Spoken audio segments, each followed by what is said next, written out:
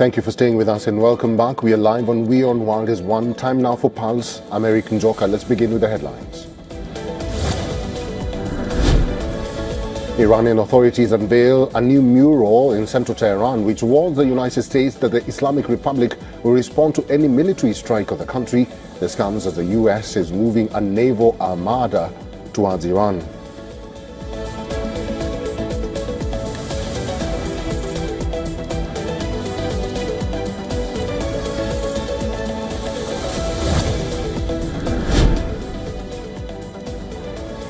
Indigo Airlines has cancelled flights to Georgia's capital Tbilisi and the Kazakh city of Almaty, citing concerns over the recent developments in Iran.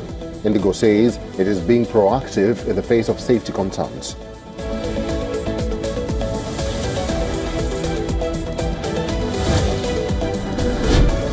Israeli army releases video of strikes in southern Lebanon claiming that it struck Hezbollah terrorist pockets in that area.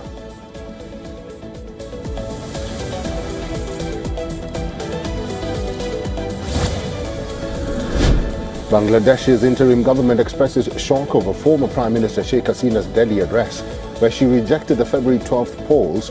UNO's government says unabashed incitements by Awami League's leadership demonstrates why the interim government banned it.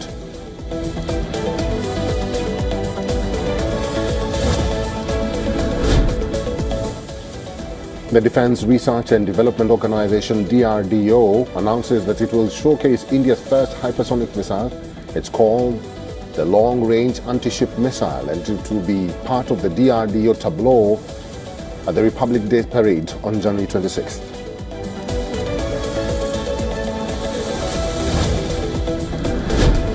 In Indonesia, rescue operations resumed to search for 80 people still missing after a landslide hit the country. The landslide, the island of Java, was triggered by heavy rain and it has killed at least 10 people.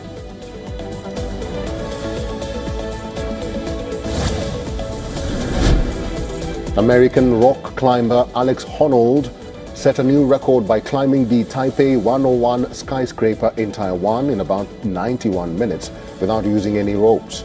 The skyscraper is 508 meters tall and was the tallest building in the world from 2004 to 2010.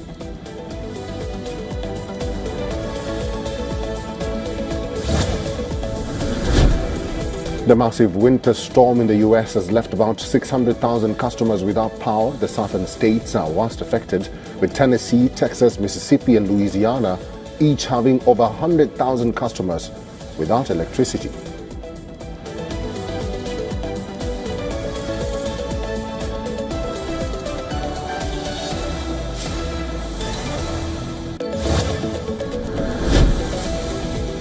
A vigil is being held in Minneapolis in honor of Alex Jeffrey Pretty, the man killed by federal agents on Saturday. This is the second killing by federal agents that Minneapolis has seen in the 3 weeks.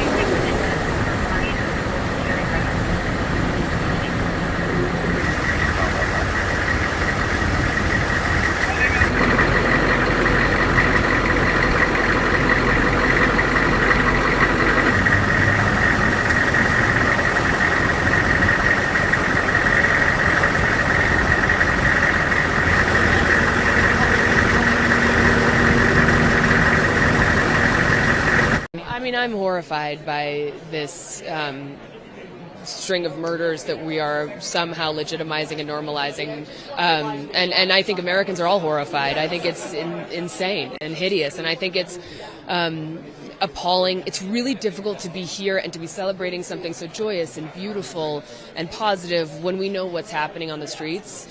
Americans are out on the streets marching and demanding justice, and we're there with them. And if we can do anything with our platforms, we can speak out and demand that ICE get out.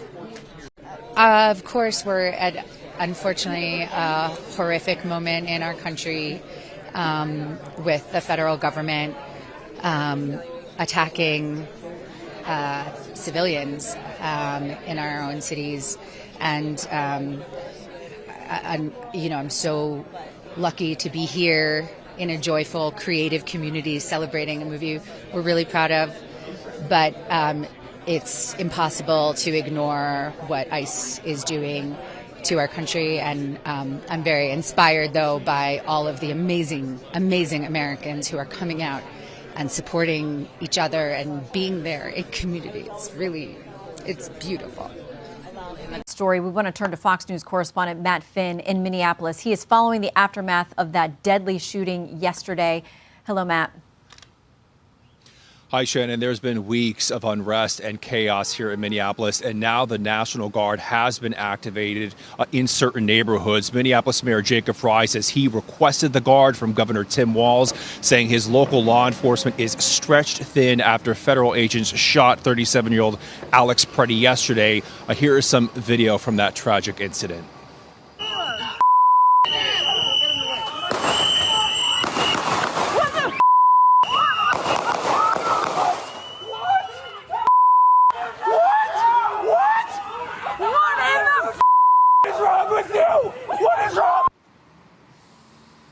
Alex Preddy's family writing, "We are heartbroken, but also very angry. Alex wanted to make a difference in this world. Unfortunately, he will not be with us to see his impact. The sickening lies told about our son by the administration are reprehensible and disgusting. Please get the truth out about our son. He was a good man. Thank you." DHS says Preddy had a 9mm semi-automatic handgun on him and 2 full magazines when he approached agents yesterday.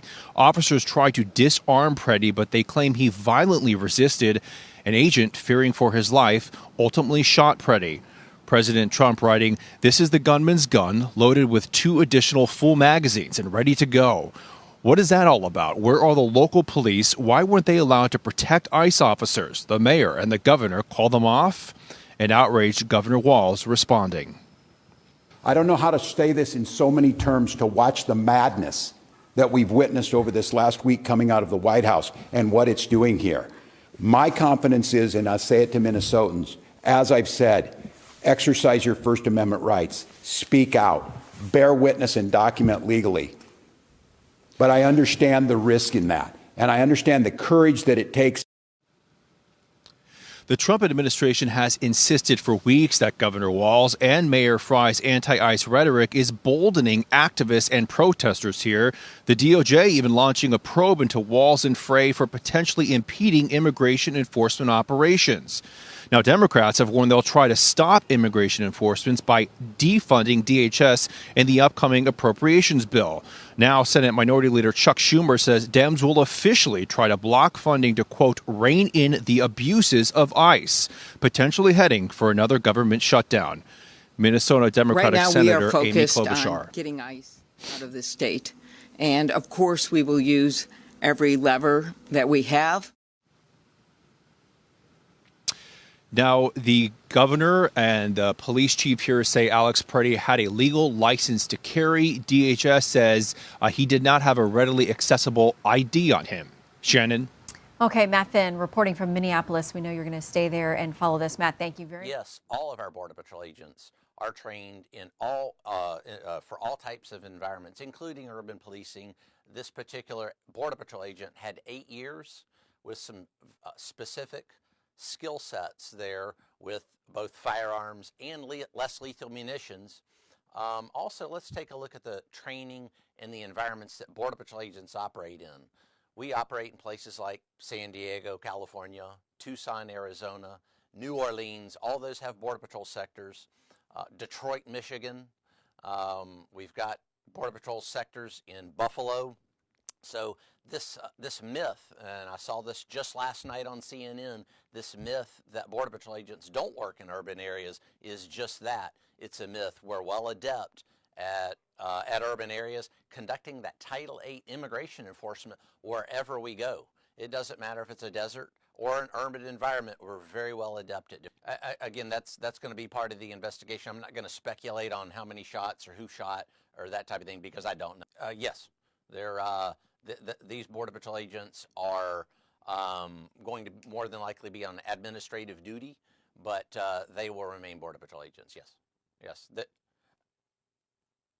Not in Minneapolis, they will, but only in Minneapolis. Here, they'll be at a different location.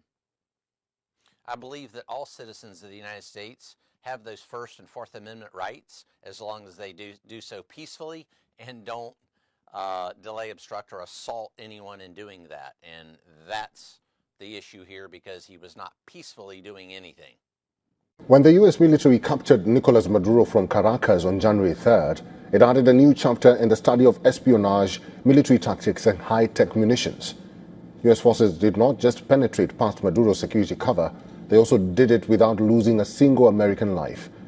Which weapon made the raid on Maduro a success? President Trump has revealed the answer. Trump has confirmed the use of what he calls discombobulator, a secret weapon that U.S. forces unleashed to incapacitate personnel guarding then Venezuelan President Maduro. In an interview with New York Post at the Oval, Trump said he is not allowed to talk much about it, but all the Venezuelan response systems were rendered useless. Trump said Venezuelan forces did try to launch attacks, but nothing worked. The finer details about the weapon still remain unknown, but the eyewitness accounts from Caracas shed light on its effect. They say guards protecting Nicolas Maduro were brought to their knees, bleeding through the nose and vomiting blood. According to reports, the U.S. acquired a directed energy device that produces pulse radio waves causing what's dubbed as Havana syndrome, which includes headache, migraines, dizziness, and memory lapses. This device beams high-intensity radio frequencies, or microwaves, directly at a target. One member of Maduro's team of guards said all our radar systems shut down without any explanation.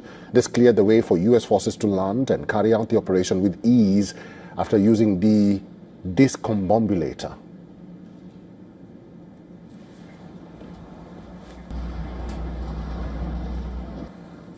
A massive winter storm is slamming large parts of the United States, forcing the cancellation of thousands of flights and leaving millions bracing for dangerous conditions this weekend. Over 600,000 people have now been plunged into darkness owing to long power cuts. Heavy snow, sleet, and freezing rain are stretching from the southern Rocky Mountains all the way to New England. The storm has put nearly 180 million people, more than half of the country, under threat. Forecasters warn that the cold will linger for days, slowing recovery efforts as ice and snow remain firmly in place. Emergency declarations have already been approved for at least a dozen states and more are expected. U.S. federal agencies moved personnel, supplies, and search and rescue teams into affected areas, urging residents to stay home whenever possible. Snow plows were deployed in Mississippi to clear blocked roads, while in New Mexico, trees are snapping under the weight of heavy snow. The storm is threatening tens of millions of Americans with power outages, transport disruptions, and bone-chilling cold. Southern states of Tennessee, Texas, Mississippi, and Louisiana have the most residential and commercial entities without electricity, each with over 100,000 cases alone. Officials warn that damage from the ice could rival hurricane impacts. In Tulsa, Oklahoma, slick roads and persistent snowfall is creating hazardous conditions, trapping vehicles on city streets and major thoroughfares. Emergency crews and volunteers are working through the bitter cold to help stranded drivers, with conditions expected to worsen. Drivers are also being urged to stay off the roads. Several states have imposed highway speed limits and commercial vehicle restrictions, warning that travel could become life-threatening. Officials are also saying this storm may be the most severe ice event in more than a decade. Air travel has been severely disrupted across the U.S. Nearly 13,000 flights have now been cancelled over the weekend. Major airports including Dallas-Fort Worth, Chicago, Atlanta, Nashville, Charlotte, and Washington's Reagan National have seen widespread shutdowns.